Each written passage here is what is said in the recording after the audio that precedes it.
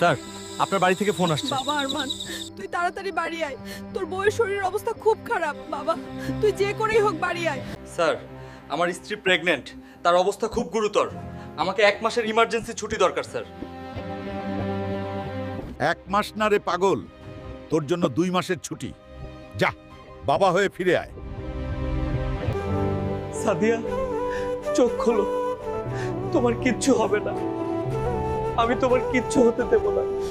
Sir, নাইক্সংছড়ি border sector ভেঙে গেছে, সন্ত্রাসীরা ঢুকে পড়েছে, সবকিছু শেষ হয়ে যাবে। আপনাকে এখনই রওনা হতে হবে। কোথায় যাচ্ছিস?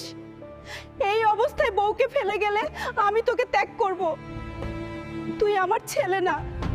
মা, আমি জানি এই মুহূর্তে তোমাদের ছেড়ে যাওয়া খুব কষ্টের, কিন্তু আমি না গেলে যে আমার দেশ বিপদের মুখে।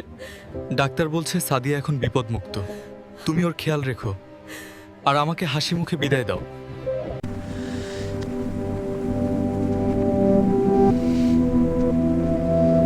শত্রুরা এই দিক দিয়ে ঢুকেছে। স্যার, যদি আমরা এই রুট ব্লক করি, ওরা সামনে এগোতে পারবে না। স্যার, যদি আমি ফিরে না আসি, দয়া করে এই চিঠিটা আমার স্ত্রী সাদিয়ার হাতে তুলে দেবেন। তোর মতো বীর সন্তানদের জন্ম দেওয়া মায়েদের প্রতি আমার সালাম। তোর জন্য শুভকামনা রইল। জয় বাংলা!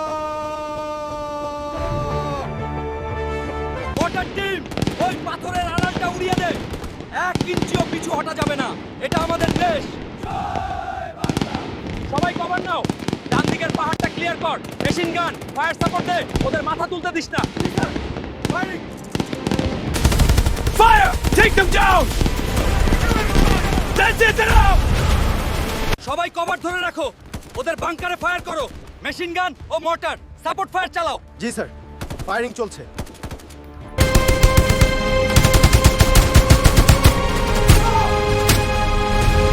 এগুলো সবাই ঠিক আছে তো?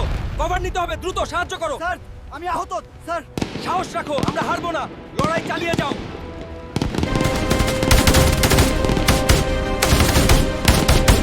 স্যার, এখন কি হবে?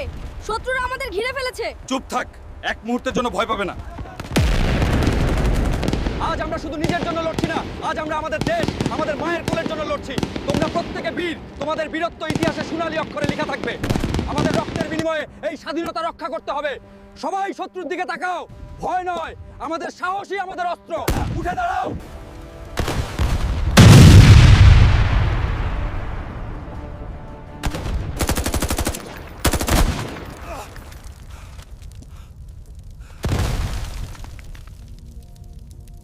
ম্যাম, এই চিঠিটা আপনার জন্য।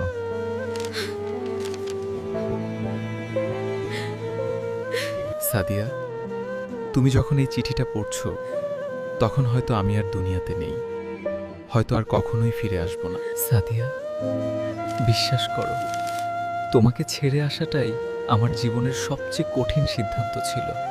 আমাদের মেয়েটাকে শক্ত করে আগলে রেখো। যদি সে কখনো জিজ্ঞেস করে তার বাবা কে ছিল, বলো তার বাবা দেশের জন্য জীবন দিয়েছে।